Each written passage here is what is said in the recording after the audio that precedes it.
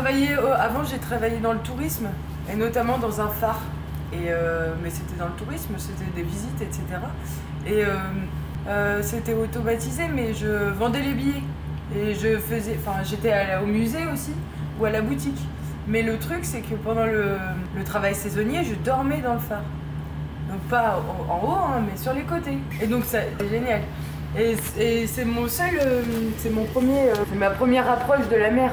Parce que sinon, moi je viens de Poitiers, donc il n'y a pas du tout la mer là-bas. Et donc c'est ce qui m'a un peu fait m'intéresser à justement la mer. Et j'étais dans une période de ma vie où j'avais envie de faire quelque chose qui avait du sens. Et le bénévolat, il faut gagner quand même des sous pour vivre.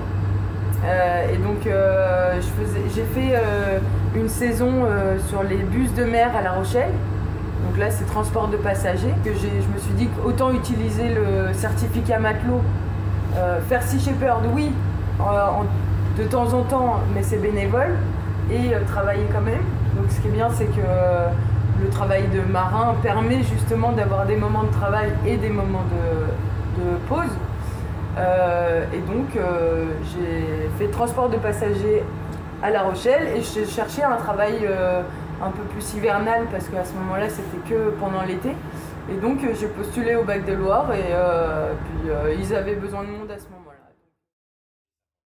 Les pêcheurs, c'est un monde à part dans la section maritime, et le commerce, c'est tout ce qui va regrouper le transport à passagers, le transport container,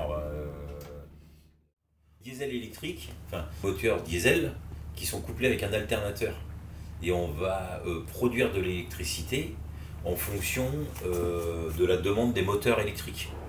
Voilà, on a une puissance, les moteurs ils sont à 476 kW de mémoire, et on a la puissance électrique pour fournir ça en permanence. Voilà. Après, nous, on n'est jamais à fond sur les bacs. Pour traverser, le gain de mettre plus de puissance n'aurait, sur la traversée très courte, gagné 20 secondes ou 10 secondes par rapport à la consommation. L'école de pêche maritime d'Etel. Il y en a une à Nantes. C'est spécialisé que dans la pêche, mécanique, maritime, un peu culture aussi tu as dans les lycées maritimes. Ou spécial maritime. On a la part de tout en fait. Nos diplômes comptent vraiment que pour la marine. Ouais. J'ai fait 2 ans moi. J'ai fait 2 ans et j'ai eu mon capacitaire à l'époque. C'était un brevet de commandement. C'était obligation de faire des stages à bord de navires de pêche. Ça dépend du bateau que les gars trouvent. Tu peux aller au large en Irlande. Moi j'ai fait en Irlande, un mois en Irlande. Et après j'ai fait sur mon île des bateaux quand même. Il y avait plein de bateaux à l'époque. Moi après j'ai fait les 20 mètres et puis les petits bateaux des 10-12 mètres à la journée. À l'époque on était nombreux, on était une quinzaine. Maintenant il y a beaucoup moins. Ça dépend de la pêche, mais généralement ce bateau là c'était 3 semaines à l'époque. Maintenant je pense que c'est du 15 jours maintenant. Ça a changé, ouais, j'ai connu les fins de bonne année.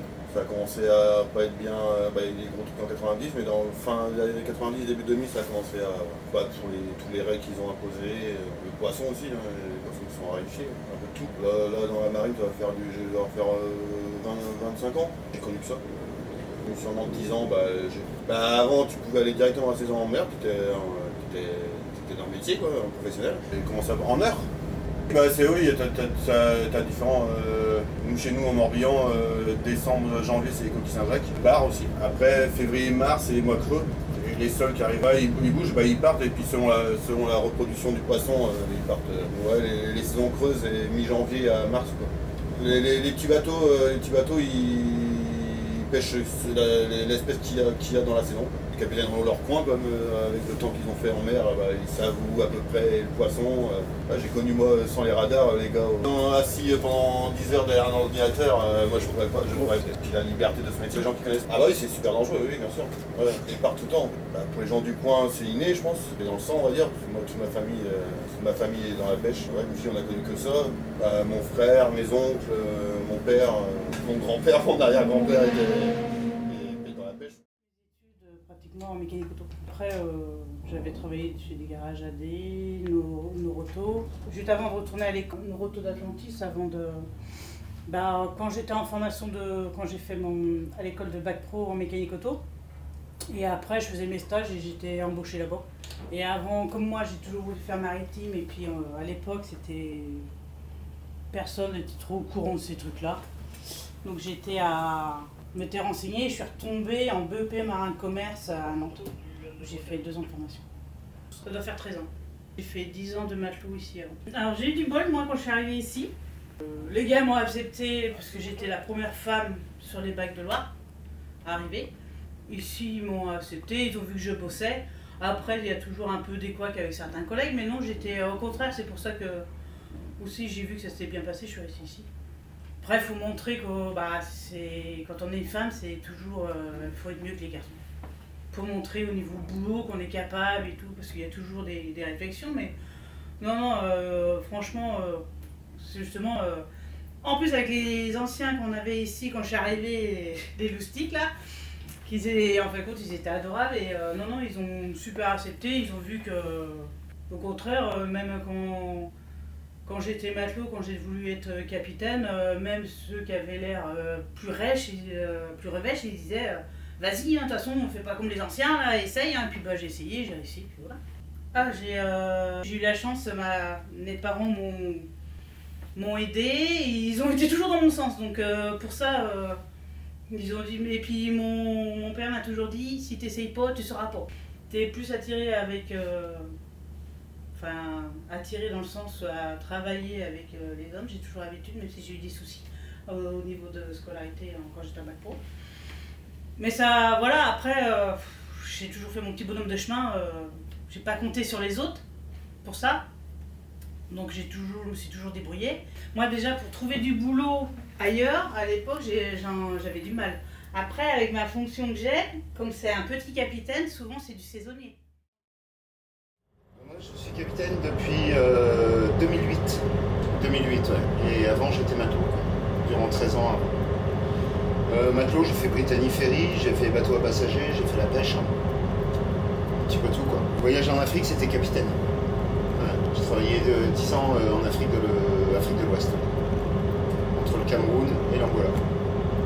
C'est 2 métiers complètement différents. Et même dans le métier du transport, en marine marchande, il y a plusieurs métiers différents. Il y a les travaux maritimes, il y a les passagers, il y a c'est de l'endurance. Il faut éviter la routine parce que c'est là que les accidents arrivent. Lola et Île du Mai, ce sont ce qu'on appelle des sister ships. C'est la même chose. Et la différence avec celui-là, c'est la nette construction. 77 ou 78, je crois. Et avant, c'était François II. Et celui-là, on arrive à mettre 18 véhicules s'ils sont pas trop beaux. La routine ici, ouais. Ici, c'est la routine. C'est pour ça qu'en fait, je pense qu'ici, c'est bien pour une fin de carrière. Quand on a déjà vécu avant, qu'on a fait plein de choses avant et qu'on veut se poser un peu, parce qu'on veut arrêter de courir. Et c'est sûr que pour des jeunes capitaines, à moins d'être passionnés, ça va pas être facile. Une fois, j'ai remonté la Seine jusqu'à Paris avec un bateau. Après, ce qui est intéressant ici, c'est les changements de courant, les hauteurs de la marée qui monte, qui descend, les courants qui changent en permanence. Donc, on doit souvent un moment, on va dire, sérieux. Oui, c'est sûr, ça coûte très cher, mais ça permet aussi d'avoir des bateaux qui peuvent travailler en toute sécurité, qui ne sont pas arrêtés parce qu'ils ont des pannes quelconques. De continuer le service public, on va dire ici, pour ailleurs, les travaux maritimes ou les contrats qu'ils ont. La société avant avait 70 bateaux. Oui, mais d'un autre côté, ça fluidifie la circulation, par rapport au pont de Cheviré. Ça permet aussi d'avoir quelque chose entre Cheviré et le pont de Saint-Nazaire pour traverser. C'est un vrai service public, c'est vrai que ça rend vraiment service à des gens.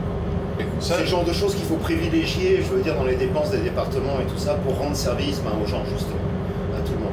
Je sais, ce qui serait vraiment très très intéressant, ce serait de rajouter un bac au niveau de Cheviré et un autre à Saint-Nazaire. D'avoir 4 bacs sur la Loire. Ça, ce serait très intelligent de la part.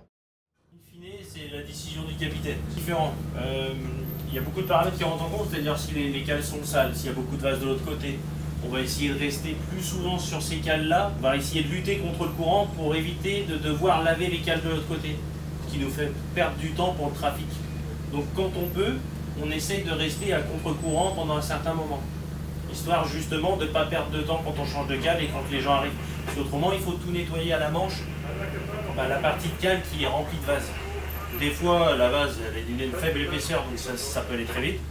Des fois, c'est très épais avec le soleil, elle a bien séché, c'est très long. C'est vraiment des blocs de vase. Donc on a une lance et on nettoie, mais ça peut prendre du temps.